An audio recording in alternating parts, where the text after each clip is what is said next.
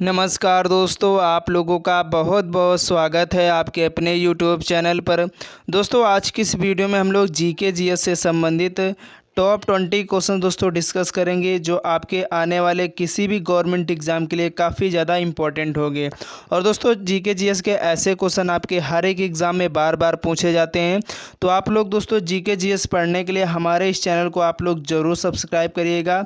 और दोस्तों ये क्लास डेली हमारे इस चैनल पर आप लोगों को मॉर्निंग में मिलती रहती है। तो दोस्तों आप लोग ज़रूर वीडियो को एंड तक देखिएगा, पूरी वीडियो देखिएगा, क्योंकि ऐसे क्वेश्चन आपके हर एक छोटे से बड़े एग्जाम में बार बार पूछे जाते हैं। तो चलते हैं दोस्तों, आज के सेशन को हम लोग स्टार्ट कर लेते हैं।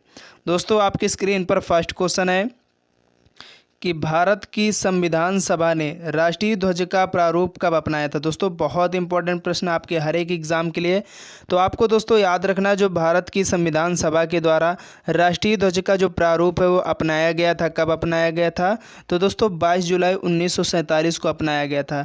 यहाँ पर इस क्वेश्चन का ऑप्शन ए बिल्कुल करेक्ट हो जाएगा। चलते हैं नेक्स्ट क्वेश्चन की तरफ। और नेक्स्ट क्वेश्चन है दोस्तों कि भारत में पवन ऊर्जा का सबसे उत्पादक राज्य कौन है। यानी दोस्तों भारत में जो पवन ऊर्जा का उत्पादन है वो सबसे अधिक किस राज्य में होता है। तो दोस्तों आपको याद रखना तमिलनाडु राज्य में। कहाँ पर दोस्तों? तमिलनाडु राज्य में दोस्तों पवन ऊर्जा का जो उत्पादक है वो सबसे ज़्यादा है। तो आपको याद रखना है, इस क्वेश्चन का ऑप्शन बी बिल्कुल करेक्ट हो जाएगा। नेक्स्ट क्वेश्चन है कि भारत में डाक व्यवस्था शुरू करने वाला ब्रिटिश गवर्नर जनरल कौन था। दोस्तों काफ़ी इंपॉर्टेंट प्रश्न है आपके हर एक एग्ज़ाम के लिए। तो आपको दोस्तों याद रखना है, भारत में जो डाक व्यवस्था शुरू करने वाला ब्रिटिश गवर्नर जनरल था वो कौन था। तो दोस्तों लॉर्ड डलहौजी। दोस्तों लॉर्ड डलहौजी के द्वारा भारत में जो डाक व्यवस्था है इसकी जो व्यवस्था शुरू की गई थी। तो आपको याद रखना है। तो इस क्वेश्चन का ऑप्शन ए बिल्कुल सही हो जाएगा। चलिए इसके बाद नेक्स्ट क्वेश्चन है कि कौन सी नदी दक्षिण भारत की गंगा कहलाती है। दोस्तों काफ़ी इंपॉर्टेंट प्रश्न है आपके एग्ज़ाम के लिए। तो आपको याद रखना है, जो दक्षिण भारत की गंगा है ये क्वेश्चन आपके हर एक एग्ज़ाम में बहुत बार रिपीट हुआ। तो आपको याद रखना, और आपको मालूम भी होगा दोस्तों कि जो दक्षिण भारत की गंगा कहते हैं वो गोदावरी नदी को कहते हैं। तो यहाँ पर इस क्वेश्चन का ऑप्शन सी बिल्कुल सही हो जाएगा। चलते हैं नेक्स्ट क्वेश्चन की तरफ।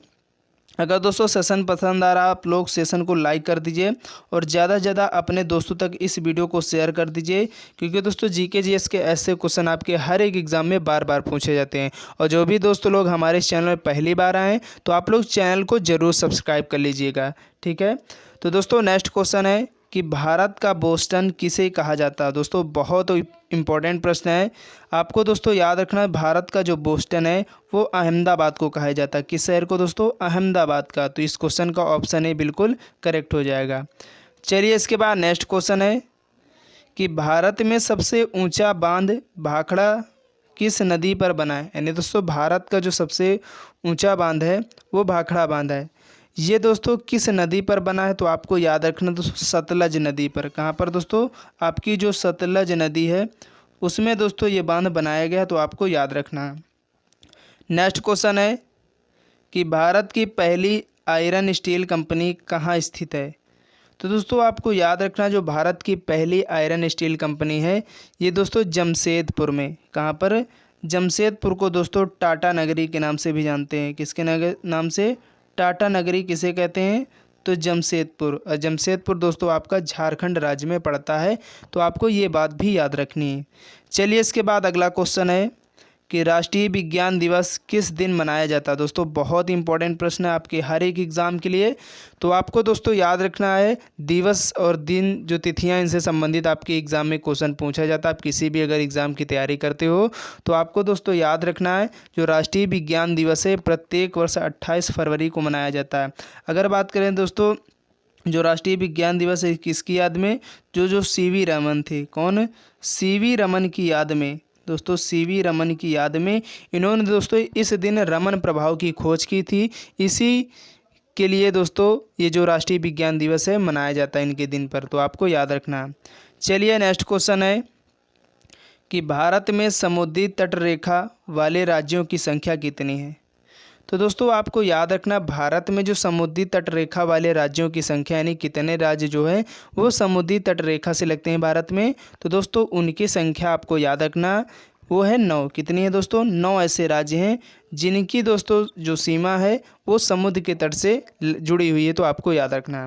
चलिए इसके बाद अगला क्वेश्चन है कि भारत की मुख्य भूमि का दक्षिणी नोक कौन सा है? आपको बताना, बहुत इंपॉर्टेंट प्रश्न है।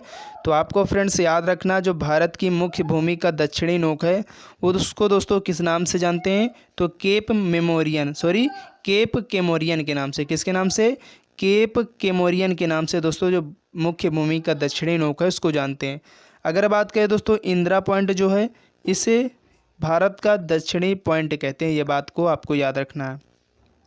नेक्स्ट क्वेश्चन है और बहुत महत्वपूर्ण प्रश्न है कि भारत एवं पाकिस्तान को विभाजित करने वाली रेखा क्या कहलाती है, यानी उसको किस नाम से जानते हैं? यानी भारत और पाकिस्तान के मध्य जो रेखा स्थित है उसका क्या नाम है दोस्तों? आपके हर एक एग्जाम में पूछा जा चुका क्वेश्चन है, तो आपको दोस्तों याद रखना, उसको रेडक्लिफ रेखा कहते हैं। भारत और पाकिस्तान के बीच रेडक्लिफ रेखा, और भारत और चीन के मध्य कौन है दोस्तों? मैकमोहन रेखा। भारत और चीन के जो मध्य है वो आपकी मैकमोहन रेखा, तो आपको याद रखना है। चलिए नेक्स्ट क्वेश्चन है कि भारत की सबसे लंबी स्थलीय सीमा किस देश के साथ लगती है?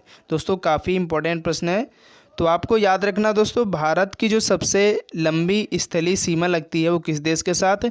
तो दोस्तों बांग्लादेश के साथ। तो इस क्वेश्चन का ऑप्शन सी करेक्ट हो जाएगा। चलते हैं नेक्स्ट क्वेश्चन की तरफ कि भारत का पूर्वी समुद्री तट किस नाम से जाना जाता है? यहाँ पर दोस्तों आपको बताना है कि जो भारत का पूर्वी समुद्री तट है उसको किस नाम से जानते हैं? तो दोस्तों उसको जो जानते हैं हम लोग कोरोमंडल तट के नाम से। किसके नाम से? कोरोमंडल तट के नाम से दोस्तों भारत का जो पूर्वी समुद्री तट है उसको कोरोमंडल तट कहा जाता है, तो आपको याद रखना है।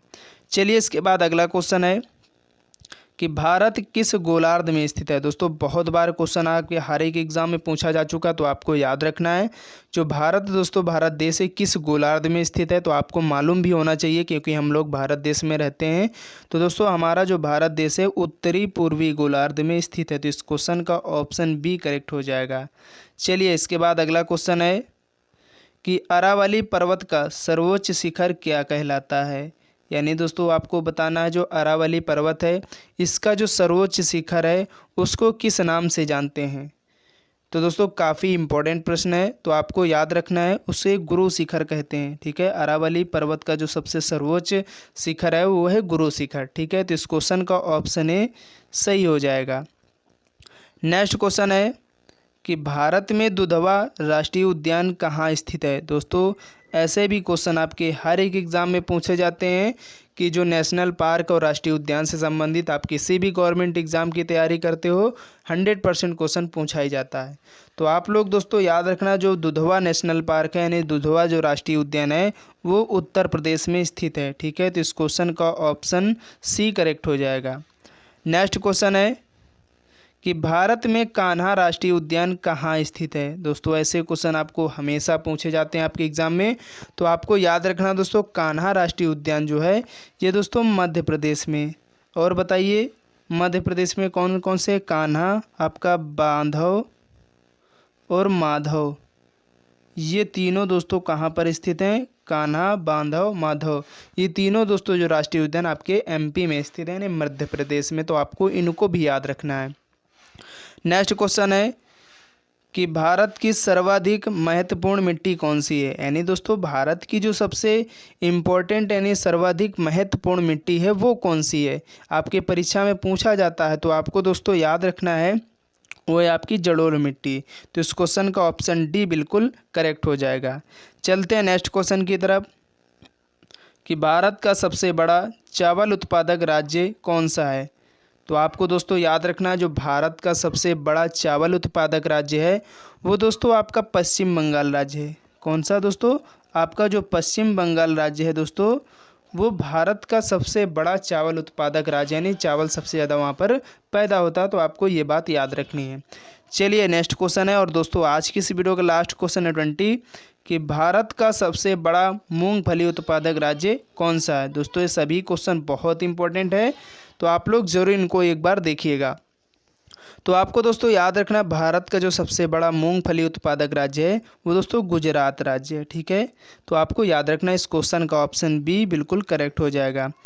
तो दोस्तों आज की इस वीडियो में हम लोग टॉप 20 क्वेश्चंस कवर कर लिए हैं और उम्मीद है दोस्तों आप लोगों को ये क्वेश्चन काफ़ी ज़्यादा पसंद आए होंगे। तो आप लोग ज़रूर वीडियो को लाइक कर देना। चैनल में पहली बार आए तो आप लोग चैनल को ज़रूर सब्सक्राइब कर लेना और वीडियो को ज़्यादा से ज़्यादा अपने दोस्तों तक शेयर करते रहना, ठीक है। आप लोग चैनल को बिल्कुल भी सब्सक्राइब करना मत भूलें। और अपनी जीके जीएस दोस्तों अगर आप अभी या 9th 12th 11th में किसी क्लास में अभी आप पढ़ रहे हैं या आप पढ़ चुके हैं, तैयारी कर रहे हैं, तो दोस्तों आप अगर भविष्य में आप फ्यूचर में किसी एग्ज़ाम की तैयारी करते हो या कर रहे हो, तो दोस्तों हमारा चैनल आप लोगों ने डेली जीके जीएस के क्वेश्चन लेकर के आता रहता है। और दोस्तों अभी से अपनी जीके जीएस मजबूत करने के लिए हमारे इस चैनल को आप लोग ज़रूर डेली सुबह मॉर्निंग में आपको जीके जीएस की क्लास मिलती है, तो आप लोग जरूर उसको देखना मत भूलें। और चैनल में पहली बार आए हैं तो आप चैनल को सब्सक्राइब किए हुए बिना मत जाएं, ठीक है। चलते हैं नेक्स्ट वीडियो के लिए, तब तक के लिए जय हिंद जय भारत।